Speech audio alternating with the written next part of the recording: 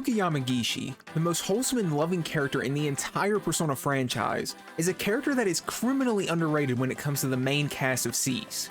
She's a caring, pure heart guardian that actually has a much better character arc than people seem to realize, mainly because hers happens in a different way than the rest of the group. In this video, I'll be going over her growth as a character, and as always, I'll also be giving additional context by going in detail about the mythology and reasoning of her persona and arcana as well. I don't want to take too much of your time, so let's go ahead and get into the background of Fuuka and learn more about her. And if you end up enjoying this video, consider dropping me a like and a subscribe. It helps my channel a lot, and I'll love you forever. Alright, let's go. Fuuka is a very shy, reserved, and self-conscious second-year student at Gekkoukan that has a bit of an inferiority complex as a result of her parents. She doesn't have the best relationship with her parents during the events of the game, as they put a lot of pressure onto her to keep her grades up. So when she found an opportunity to leave and join Cease in the fight against the Dark Hour, she took them up on it fully willingly. Fuuka's main desire and goal is to protect those around her and to just help, which becomes a main focus of her character throughout the game. Unlike most of her family, who went down the path of becoming doctors, Fuuka's passion lies in the field of technology and computers, and while she loves these things, she's also very self-conscious about it. She sees it as a negative quality for quite some time because in her point of view, it's not a feminine thing for girls to be into, which leads her to be even more shy as a result since she doesn't feel comfortable with herself or her hobbies. While she uses electronics to do things like shop or whatever, she's actually an incredibly skilled hacker as well. Throughout the game, people like Yukari or Mitsuru, for example, will ask her to find classified information for them, and she succeeds with flying colors every time from what I recall. Without Fuuka, much of the game's narrative wouldn't even be possible. So Fuuka's main traits are wanting to help people, but being shy and self-conscious, and this is why she was given the Priestess arcana. The Priestess arcana is the second major arcana card in most tarot decks and represents things like intuition, female mystery, spiritual knowledge, untapped power, and patience. In the world of Persona, it tends to be delegated to caring, reserved female characters that focus on support and/or healing power, which is absolutely the case for the Priestess Arcana members as shown on screen. The premise of all of their character arcs is more or less making an attempt to balance their own lives and desires with their desire to help people. As much of a sweetheart as Fuuka is, her sole focus being to help people and not think about herself is her main shortcoming for the majority of the game. She puts so much pressure on herself to do things for others and ignores her own problems or feelings. If something goes wrong, she tends to blame herself or put the burden onto herself in some way, and this premise will be the focal point of her character arc and social link in the game. Not only does her arcana relate very closely to her internal struggle, but of course her persona does as well, so let's lead into that discussion. Fuuka's first tier persona Lucia, or more well known as Saint Lucy or Lucia of Syracuse, as described in Persona 3 Reload, was a saint that was martyred during the persecution of Christianity in the Roman Empire. She was tortured and had her eyes gouged out, but a miracle restored her sight, so as a result she is revered as the patron saint of the blind. It's said that Lucia was born to rich parents in the year 283, and it's believed that her father was Roman while her mother was Greek. Her father died when she was 5, so they had to live without a guardian for the majority of their lives. Since she was of wealthy status, she desired to give some of her dowry to people less fortunate than her, but her mother had arranged her marriage with someone of a high-class pagan family. She feared for Lucia's future, and she was in a critical condition that would have taken her life, so she tried to do what she felt was best. This isn't what Lucia wanted though, and if not for Saint Agatha, another martyr from 52 years ago during the Decian persecution, there would have been nothing she could have done. Saint Agatha came to Lucia in a dream and told her that because of her faith, her mother's condition would be healed and she would become the hope of Syracuse in the same way she was the hope of another city. Once her mother was cured, she convinced her to let her distribute her wealth to the poor rather than to her arranged husband. She countered this at first, but then Lucia more or less said that you might as well give what you don't need to the less fortunate while you were still healthy. This isn't the exact account of her words, but for simplicity's sake, I'm just paraphrasing. The main story that Reload and most people know Lucia for is her torture by eye gouging. Basically, Lucia had to find the governor of Syracuse by refusing to burn a sacrifice in his image, and so he sentenced her to death. To their shock though, most of the things they tried didn't work. When they tried to move her by any means, she wouldn't move. When they tried to burn her, it wouldn't light up, so they killed her by stabbing her in the throat. Later on in the 15th century, however, it was added that Lucia's eyes were gouged out before her death, but once they prepared her body for burial, it was discovered that her eyes had magically been cured, and this led to her being seen as the patron saint of the blind or those with eye illnesses in general. How does all of this relate to Fuuka? Well, the main point to keep in mind about all of this is the fact that Lucia was a saint first and foremost. Fuuka is by far the most kind, loving, forgiving, and caring character in Persona 3 easily, and if you ask me, the entire Persona series at large. Throughout the entire game, she does nothing but help those around her, and causes literally no trouble whatsoever basically. All she wants is to help people and be there for them, and that's about the most saint-like thing I can imagine. Fuuka puts herself above others first and foremost, which relates to Lucia's desire to help the poor rather than give her wealth to those who don't need it, which is why she became the navigator of the group. Also important to note is that she healed her mother who was directly going against her wishes to help the poor just because it was the right thing to do. Fuuka is just not the kind of person to fight herself, but rather to support and back up those who do it instead. This doesn't mean she's a coward, it just means that's where her heart led her. Fuuka is actually pretty damn courageous when you think about it, but I'll elaborate more on that in a moment. Also, think about Lucia's name for a moment. Lucia comes from the Latin word lux, which means light, and Fuuka is kind of the light in the group of Cs. In a group of people who can be quite negative, Fuuka always attempts to make everyone feel better. Taking her to the end of the game as an example when she's one of the first to suggest they have a study session together once they learn about the fall. She's just a bright ball of sunshine for the group and game, and she adds such a lovely dynamic. Her mother also adds to Fuuka's character as well. Fuuka also sort of went out of her mother's wishes in her own way and forged her own path to help people. So there's another connection between Lucia and herself. The last point I'll touch on is Lucia's death. As I said, she was martyred during the persecution of Christianity in the Roman Empire. And at first glance, you might not think this would be too relevant, but in my eyes, it totally can be applied to Fuuka's character. You see, when she was being bullied by Natsuki and her friends, she just took it and accepted it with no resistance. And when she ended up in the Dark Hour, had it not been for Cease, she would have eventually died for sure. The fact she was willing to put up with the bullying she was going through to that extent is not too dissimilar to Lucia's eventual fate, albeit much less graphic. Lucia had basically accepted what was happening to her as well for the sake of staying true to who she is as a saint, which again isn't too far off of what could have come from Fuuka. Actually, you know what? Since we're already on this topic of Fuuka and Natsuki, let's just go on ahead to the main event of the game since I've now detailed the correlations between Fuuka and Lucia quite in depth. So I would like to give more context on the two unlikely pairings I've been going on about. First and foremost, let me give some information about Natsuki herself. Natsuki, as I mentioned, hangs around Fuuka a lot but bullies her. And she does this mainly because she thinks it's fun, but realistically, it's just because she has literally nothing else going for her in her life. She doesn't have any real friends, redeeming qualities, or honestly just anything. So she takes out her frustrations onto Fuuka as a coping mechanism, something that's a common link between a lot of bullies. In the Persona 3 movies, we can see that she does hold some regret and remorse for doing it to an extent, even before she traps Fuuka into the Dark Hour. As she and Fuuka are spending time together, Fuuka expresses concern for her over the places she goes to, and Natsuki ends up pushing her over, leading to this back and forth. こっちは遊んでやってるだけなんだから、いつまでも友達面すんのマジやめてよね。Now most people after this would be pretty upset, and of course Fuuka is, but thankfully with the help of Makoto, she's able to tell her feelings to someone else. And man, this moment right here just shows how forgiving Fuuka really is as a person. Take a look at her stance on what just happened a moment ago. 何？なんでどうでもよくない？どうでもいいって言われたろ。うん。だって友達だから。森山さんが怒ってるのもね、私のせいなの。彼女の気持ちも考えないで無神経なこと言っちゃったから。そのことを謝りたいのになかなか言い出せなくて、多分許してもらえないのが怖いんだと思う。怖い？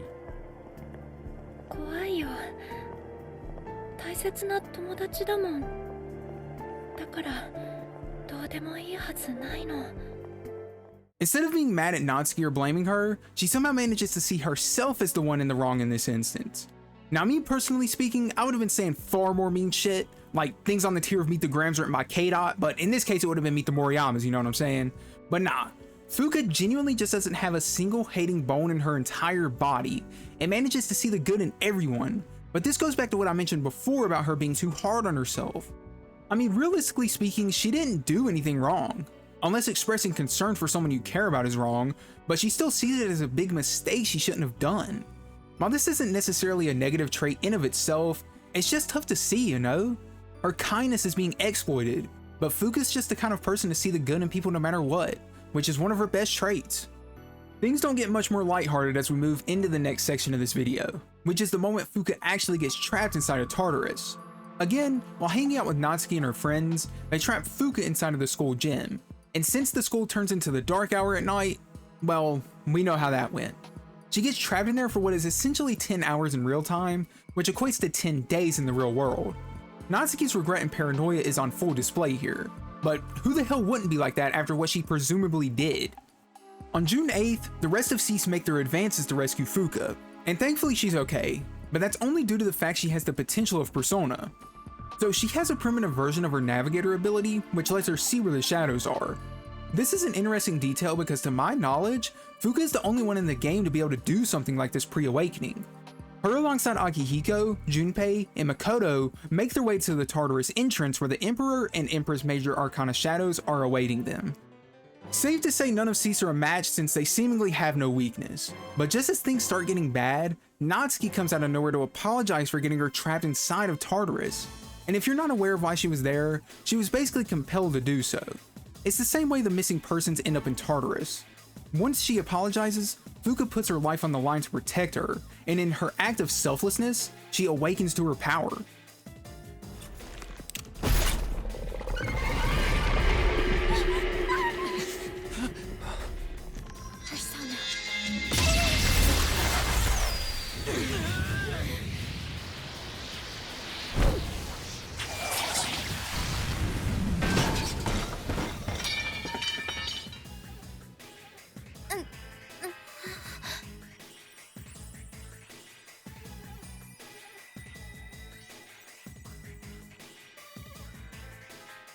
First of all, can I say how refreshing it is to see someone actually awaken to their first tier persona besides the protagonist in this game?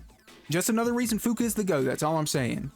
It is extremely fitting though, that Fuuka ended up awakening to Lucia of all figures in this moment.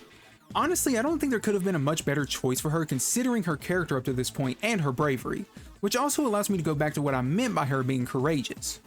She literally stood up to what was basically certain death straight in the face just to save her friend despite the horrible things she did to her. Moments like these are why I just love Fuuka's character because she's the epitome of the Persona series to me. Complete selflessness and courageousness when it's most necessary, but always sticks to her morals. She's definitely still shy after this moment, yet despite that she shares the same passion and determination that the rest of the group has. It's quite remarkable if you ask me considering the kind of person she is. From this point onward in the game, Fuuka's character is a bit different than the others because her growth is more low-key, but what I want to emphasize is that Fuuka herself is actually a key role in most other characters' own growth. She still has her own character arc and moments, but if you take a step back and look at everything she was involved in, her role in other people's lives is just as important as her own growth. What do I mean by this exactly? Well, just take a look at Natsuki. She's the first person Fuuka helps. Directly after the full moon operation, once the two of them return to school, Natsuki has a completely different attitude.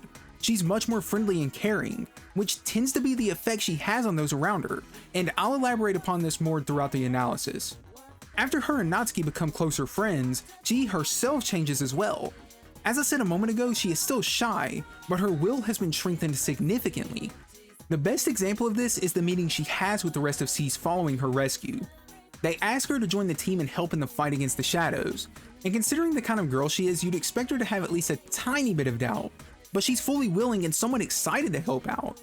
Yukari mistakes this as her being forced and coerced to join the group, but nah, she genuinely just wanted to do it based on her own desire to help the group and the world. Her desire to help is shown multiple times before the Yakushima trip in July, so let me focus on a few core points, first of which being her main dynamic with Yukari. Fuuka and Yukari immediately place a great deal of trust in each other, and there are a couple of examples of this I'll share. The first one is on June 13th, and this one is a Reload exclusive scene. Right before the group gets their new SEAS gear, the two of them have a conversation together. Fuuka shows that she's making efforts to find out more about everyone's characteristics in battle to help them more, which is probably the 8 millionth example of her being the most kind character ever and shows how serious she is about her newfound power and role. But more importantly, during this talk, Yukari expresses that she feels she's kind of downing her position in the group, and she sees herself as less important than the rest, and that leads to this conversation. But what do I have? I'm only half the person everyone else here is. I couldn't even do anything the last full moon. Maybe I don't need to be here after all. That's not true at all. Huh? I was told that a persona is the power of the soul, also known as your other self. That's why I think a person's personality and feelings are reflected in their persona. For example, Takeba-san, your persona has healing powers, right? That's because there's a kindness in you that no one else has. I'm not kind at all. I just don't want to see anyone go down or get hurt, that's all. So this in itself is a great moment and shows that the two of them are becoming closer. But that very night, Fuuka's helping words come to light when Yukari ends up being the very first to use the power of theurgy to protect Makoto. This is what I mean when I say somehow Fuuka just has a way to positively impact those she interacts with. And I really like that Reload added this scene to the game because any extra Fuuka representation is welcome. The other point I want to focus on is when Mitsuru comes and asks for help to find information about the events from 10 years ago. Just to give a quick rundown in case you need a refresher, the Kirijo group is the main reason the Dark Hour exists, and Mitsuru wants to learn the full truth behind it all. This is more or less the first time in the entire game where Mitsuru goes out of her way to ask someone else for help in this kind of way, and coincidentally, this allows me to lead into the Yakushima beach trip itself. Since Mitsuru gave Fuuka her login credentials to access the Kirijo group database to find the information she requested, it leads Mitsuru's father actually just telling everyone the truth on his own. Without Fuuka's expertise in computers, they wouldn't have even gone on the Yakushima beach trip, they wouldn't have met Aigis, and they wouldn't have learned the full truth about everything that occurred. Fuuka indirectly plays such a massive role in the narrative that people tend to overlook, and it's not an exaggeration to say this game's story would have been a lot different without her. Even ignoring the fact they would have died during the Emperor and Empress fight, or basically any other fight in the game, she actively pushes the story forward in an indirect way, which is what I meant before by her growth and character being more low-key. If you don't think about it, then Fuuka might seem like she's just kind of along for the ride in terms of story and narrative, but imagine this game if the aforementioned things didn't happen. No learning the truth, no Aigis, no navigator, no nothing. They wouldn't have been able to advance through Tartarus. They wouldn't have helped Aigis go through her own character arc, which means the answer wouldn't exist. And really, it's hard to tell how everything would have gone. Either way, the point is that she's more important than most people realize. Moving onward from my small tangent on her importance, I want to talk about October 4th. This date in the game is basically an old friend for me because if there's any guarantee in life for me, it's death, taxes, and talking about October 4th in every character analysis video. But hey, there's a good reason for it. This date in the game is important for everyone, and Fuuka is no exception. The rundown of October 4th goes something like this. Cease are prepping for the full moon operation, but Ken and Shinji just so happen to be missing. Fuuka is a bit suspicious of this, but she isn't aware of the troubled history the two of them have, so she decides to focus more on the shadows at hand instead. Once they defeat the Strength and Fortune Arcana shadows, they return to the dorm, but everyone realizes the reality of what's going on. Ken is planning to kill Shinji for killing his mother, but the two of them end up being ambushed by Takaya, the leader of the rival Persona user group called Shreka. Cease try to make their way to him, but they're too late. Shinji ends up sacrificing himself to save Ken's life. This scene is actually really important to Fuuka because first off, notice the first thing she does when she arrives. She tries to comfort Ken, who is in shock, showing even in the darkest and most grim moments, she's always trying to help those around her, but more importantly is what comes after the fact. Fuuka ends up blaming herself for what happened because she had a chance to use her telepathy powers to find him, but ended up not doing so. Similarly to Yukari, her highest priority is to protect those around her, and since she's always overly hard on herself from the very first moments we see her character, it makes sense that she'd have this kind of reaction. This is only exacerbated when it's revealed that Ken is missing from his room, which leads to this back and forth. Oh, wait, Fuuka, where are you going? Do you even know where to look? Well, no, but we can't just let him go off on his own, right? You're just gonna run around without a clue? You'll never find him like that. Maybe not, but we have to try. Hamada-kun has nowhere else to go. I know exactly how that feels. But where do we even look?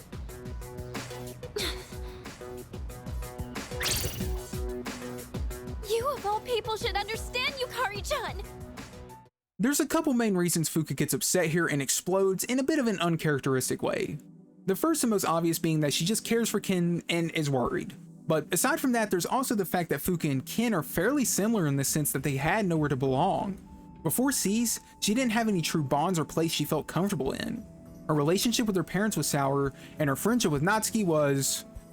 Well, we know about that already. So Fuuka kind of sees herself in a mirror when looking at Ken. A day or so after this, when Ken returns to the dorm, everyone is happy to see him back, and Fuuka is the first to say that they can place their trust in him, which again just shows how forgiving she is, but also how everyone else has become more forgiving as well. Maybe she rubbed off on him a little bit.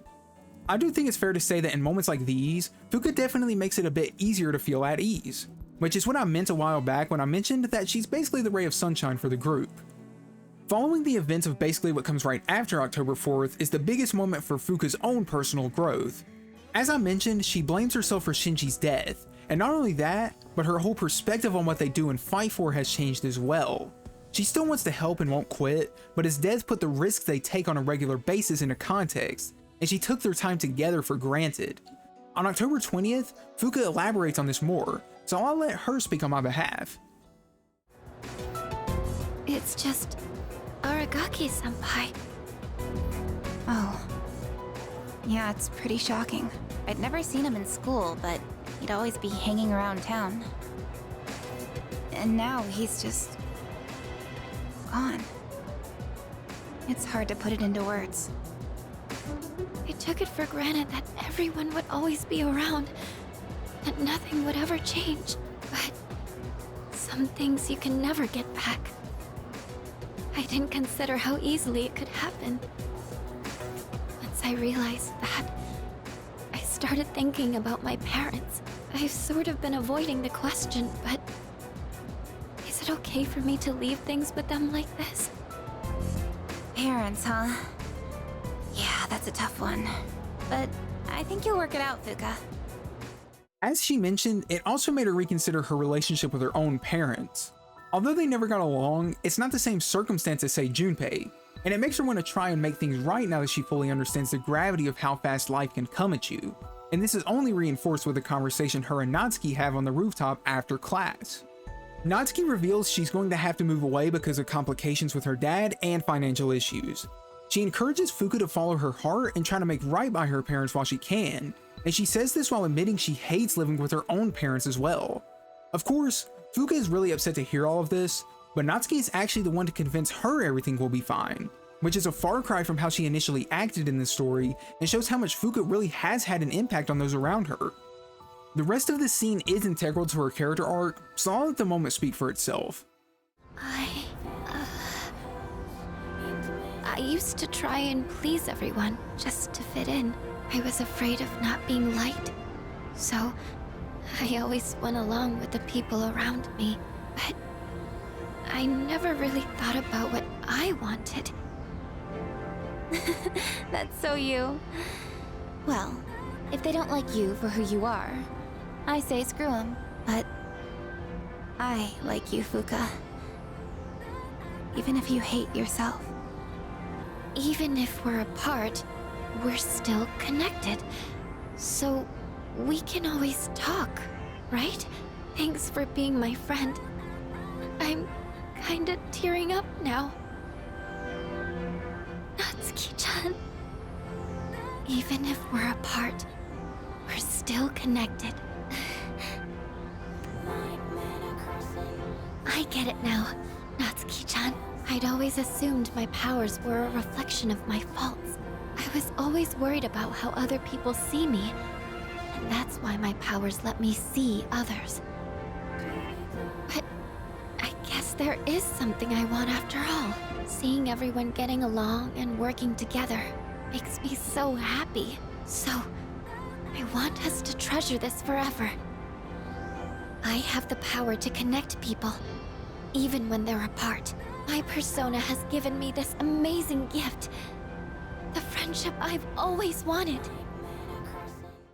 After realizing what she believed to be her faults and limitations were the source of her power all this time, Fuuka awakens to the ultimate persona, Juno. Juno was an ancient Roman goddess, the protector and special counselor of the state. She was often shown armed and wearing a goatskin cloak, not too dissimilar to Athena. Similarly to Lucia's name, Juno's name also has a direct meaning that can relate to Fuuka. Juno's name is associated with aid and benefit as well as rejuvenation. As mentioned previously, since she's a navigator, she provides aid in battle, and her rejuvenation factor lies in her Oracle ability, which can help the team in many ways. The way Persona 3 Reload describes her, which is accurate to most interpretations I've seen, is that she is the goddess of family and marriage, and she was the wife of Jupiter, which is basically the Roman equivalent of Hera, and if you've watched my Yukari analysis, you'll know a bit more about him. She's kind, but vengeful, and will punish women who sleep with her husband. Juno is complex, and many people dispute things about her, but it's well agreed that she relates to the idea of vital force and eternal youth, and she's also a divine protector of her community. Honestly, she has a lot of similarities to Lucia, but she's more or less more powerful and widely regarded as a figure, so for the sake of not hammering in old points, I'll try to keep this section a bit short. Basically, the way I see Fuuka's awakening to Juno is her gaining confidence in herself and what she's doing. Before, she would be a lot more shy and reserved, but going forward, she would be able to believe in herself and overcome her inferiority complex. She always found herself to be less of a woman compared to the likes of Yukari and Mitsuru, for example, due to her seeing her own interests as weird. But now that she's gained more experience in life and more or less found herself, she wouldn't do this as much going forward. She instead begins to embrace herself and her values, which in turn allows her to be better support to those she cares for better than ever. It's interesting because most characters awaken to their persona after losing their will to fight, but in Fuuka's case, she was able to break through her own insecurity and doubt just by being who she always has been. Had she not forgiven Natsuki, she might not have ever had this realization about herself, and that's what makes Fuuka such a great character to me. There's not really a single time in the game where Fuuka entirely loses hope, does wrong by anyone, or honestly just does anything wrong. The worst she does is be a little clumsy at times, but in general she's genuinely just one of the most pure-hearted, kind, and gentle characters in the entire series. And that's why her journey of self-discovery and acceptance is actually one of my favorites in the entire series, despite not being as deep and flashy as the other characters. Without Fuuka, C simply could not have completed their objective. They wouldn't have been able to explore Tartarus safely, they wouldn't have been able to get the info they did, and they quite literally would have died very early on to the game without her. She's a saint through and through, and that's why her awakening to Juno is so fitting. She's kind and forgiving still, but she won't tolerate as much unfairness any longer, which relates to Juno's willingness to go after anyone that goes for her husband. Different circumstances, same idea, at least in my opinion. After awakening to her new persona and realizing who her inner self truly is, not too long after, she puts her new resolve right to work and helps Yukari. On November 5th, after the Siege chairman betrayed the group in an attempt to bring upon the fall, Fuuka has something to give to Yukari. If you recall, during the Yakushima trip, Yukari was led to believe her father was the main cause of the Dark Hour and the deaths of those during the experiments 10 years ago, but Fuuka went out of her way to uncover the truth for her, which leads to Yukari herself awakening her own ultimate persona. So Fuuka helps Yukari find her reason to continue fighting and living, and you know what this then leads to? Mitsuru finds her own reason to fight and live via Yukari's helping hand. At this point, you have to see that every time Fuuka goes out of her way to help someone, there's always something else good that comes from it as well. Fuuka helps someone or something, then something good happens, and it's basically a cycle of love and helpfulness. I just want to reiterate the previous points as well to make this point extra clear. She's the main reason Yukari and the group learned the supposed truth from Mitsuru's father, which would eventually lead Fuuka to uncovering the actual truth behind Yukari's father, which led to Mitsuru and Yukari becoming best friends and coping with the circumstances they've been handed. She's so much more important than people realize, and that's why I really want to hammer these points in because the game cannot happen without her. The two main things we need to go over now before getting to the answer are the fall and her social link. There are definitely some other things I could touch on, but I think I've hammered in the main points of her character hard enough at this point. On December 3rd, so about a month and a half after her awakening, the team finds out that the 12 shadows they have defeated have now brought upon the fall, which is more or less the end of the world, and they've been given two options. They can either kill Ryoji, who was a good friend of Makoto and Junpei, and forget everything, or they can spare his life and fight Nyx to the very end, who supposedly cannot be defeated. They have until December 31st to make their decision, and everyone has their doubts about what they should do. In Fuuka's case, considering she just wants everyone to be together and happy, I'm sure she had her own struggles for this decision. The movies and the games portray this moment of the game a bit differently, but I think they both do a great job in Fuuka's case. A week after they're given their dilemma, they have a meeting to discuss what choice they should make. But before that, you're shown a scene of Fuuka and Yukari together. They're acknowledging the state of the world, and then this moment happens, and it breaks my heart every time.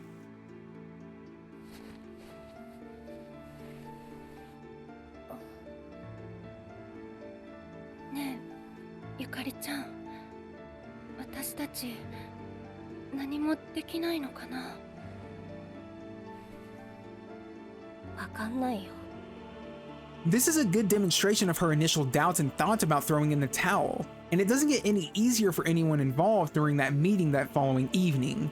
Eventually, everyone starts panicking, and Fuuka just straight up collapses and breaks down in the movies, and the way her voice starts breaking is just fucking painful. もうやだ。もうやめてよ、こんなの。怖いのはみんな一緒なんだよ。Fuuka. After this scene though comes that study session I mentioned like an eon ago near the start. 2 days after this altercation and reload, Yukari and Fuuka bring everyone together for what could have potentially been their final study session together. Her alongside Yukari manages to bring everyone together in this dark time to actually enjoy themselves once again, which is just another example of Fuuka's best qualities at work, and I'm sure moments like these are why they all decided to fight against Nyx. In Fuuka's case, she finds her resolve to fight after speaking with Junpei of all people. On December 27th, they meet where Junpei first met Chidori, and they discuss everything that's been going on and how they've changed throughout the past year.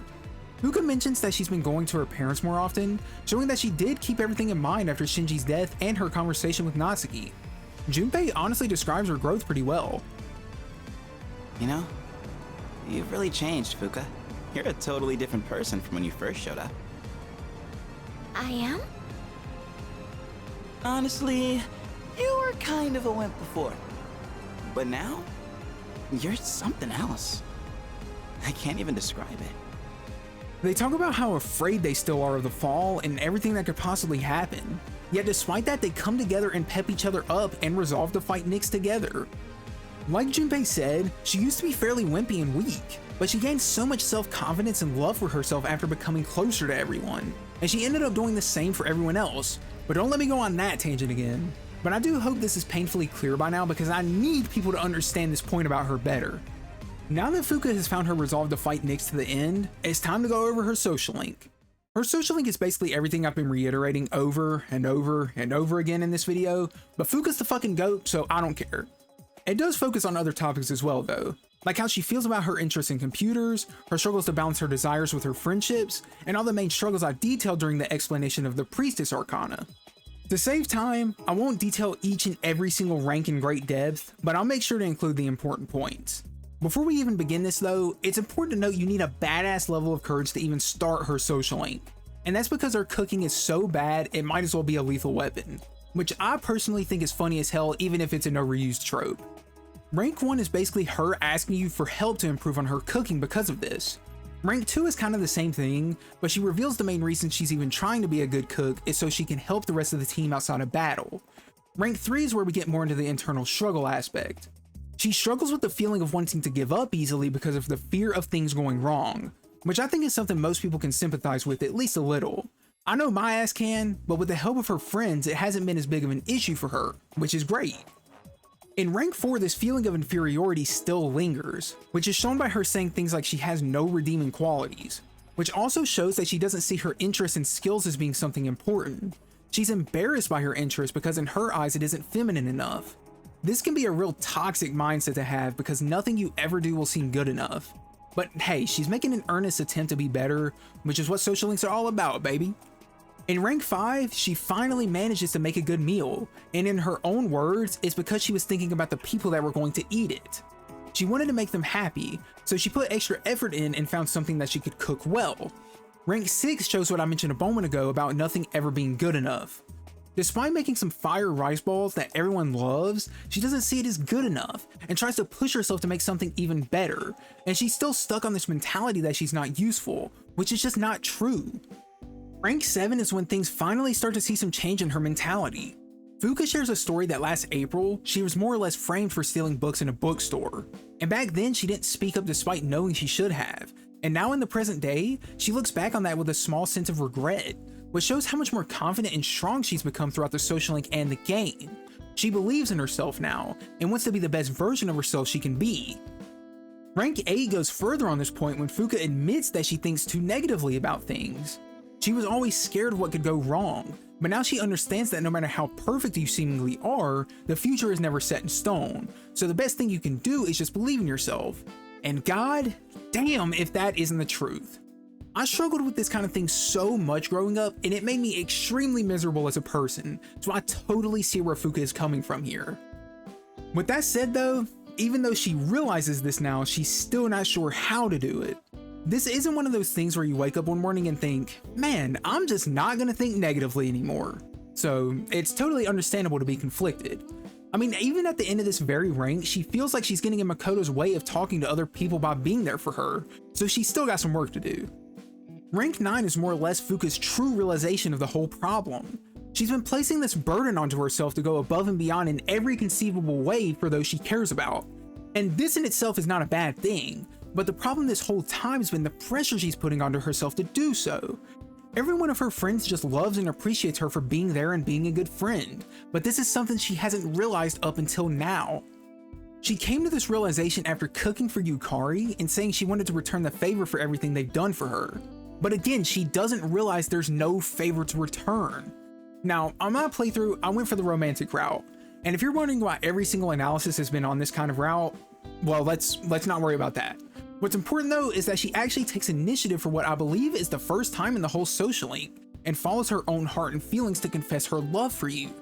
It shows how her mindset has evolved and grown since the start because she saw herself as a burden to Makoto more or less, but now she feels comfortable enough with herself and those around her to do something like this on her own accord.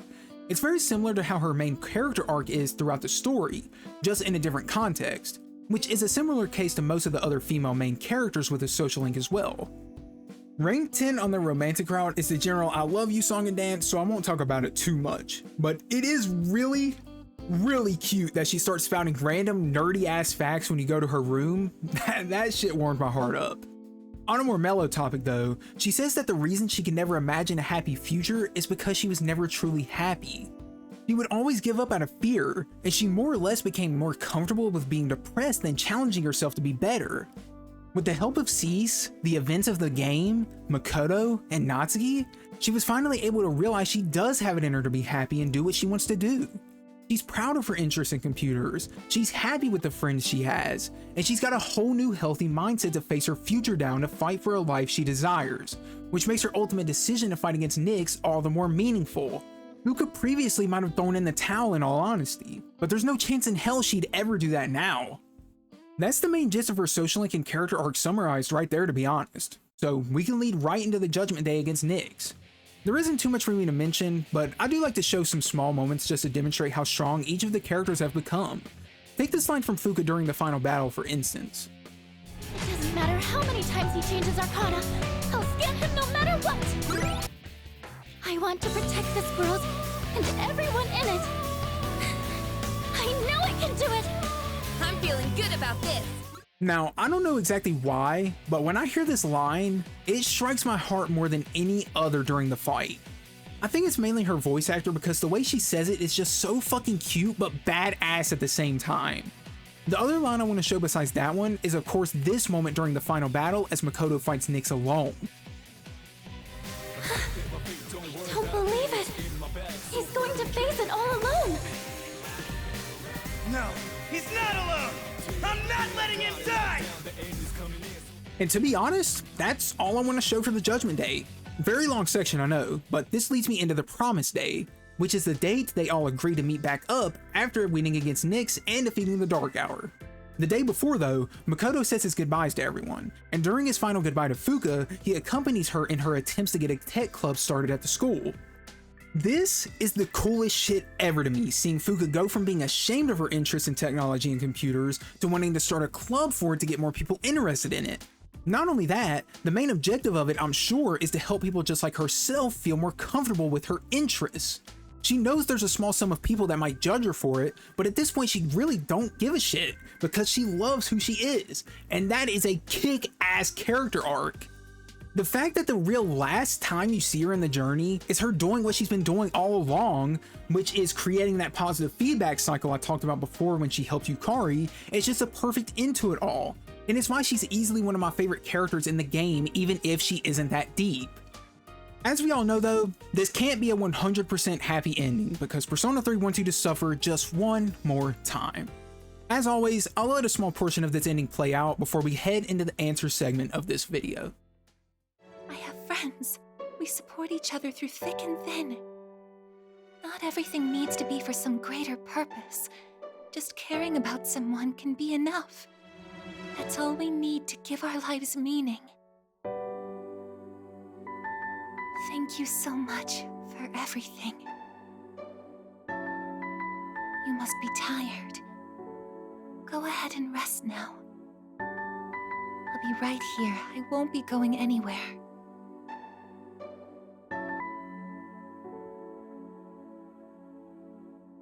It'll be okay. I'm right by your side, here to protect you forevermore.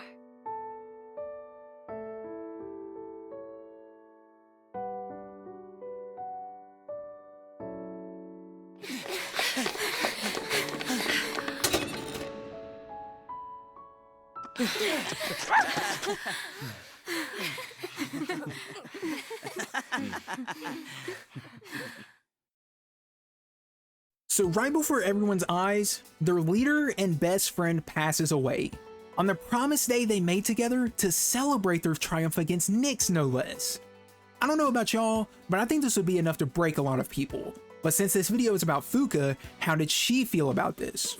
Well, let's put ourselves in her shoes for a moment. Makoto was the one there for her time and time again to hear her out on her internal struggles, and ultimately was the one to help her more than basically anyone else, even Natsuki to an extent. So I think it's safe to say this hurt her pretty badly, especially considering the fact no one even knows what the cause of death was. All of this combined leads into the events of the answer. The answer takes place on March 31st and revolves around the regret the group feels over the passing of Makoto. The regret over his death has spawned a new dungeon underneath the dorm called the Abyss of Time, and the group have to explore it to break out of the time loop they've now entered as a result of their said regrets. In Fuuka's case, honestly there actually isn't too much to talk about for her in this chapter of the game.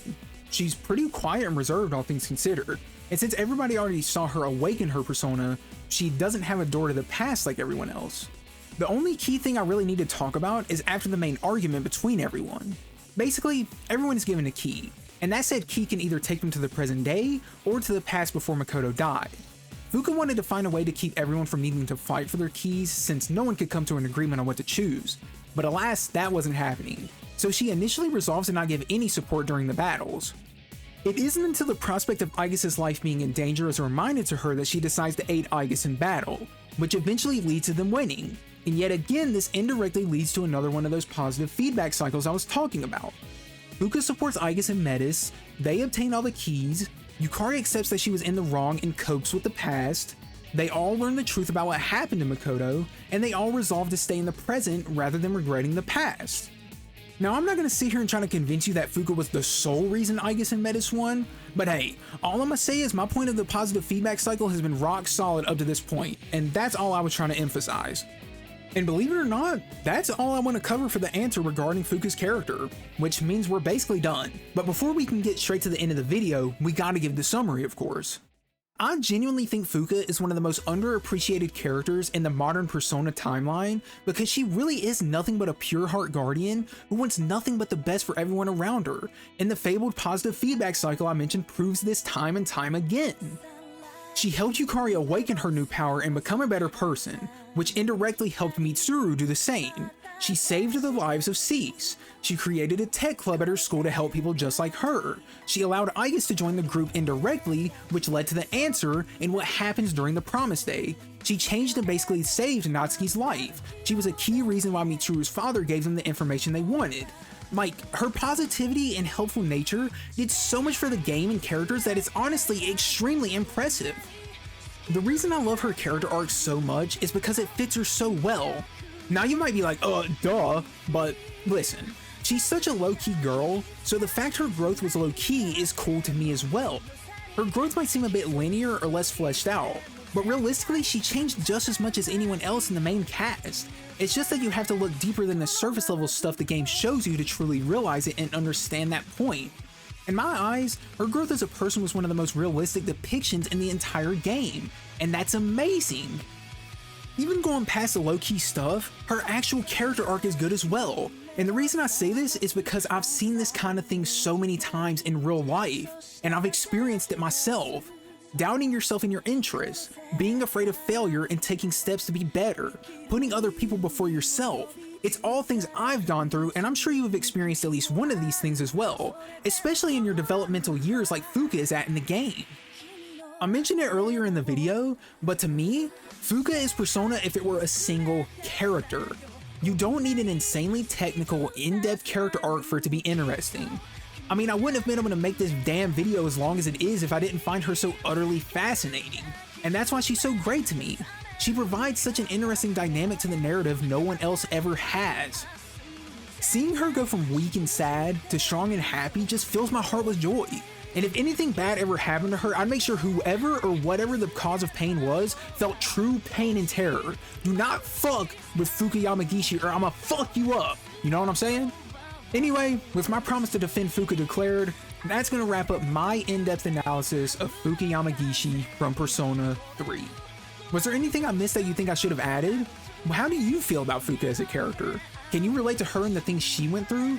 Do you agree with my overall assessment and understanding of her character? I want to hear what you all think. So as always, I'll be trying my best to reply to every comment on this video. I don't want to take any more of your time, but if you enjoyed the video, please consider dropping a like and a subscribe. It helps the channel out a lot, and I'll love you forever. It's been your boy Yandere Gogeta, and I will see you in the next video. Peace out, and have a great day.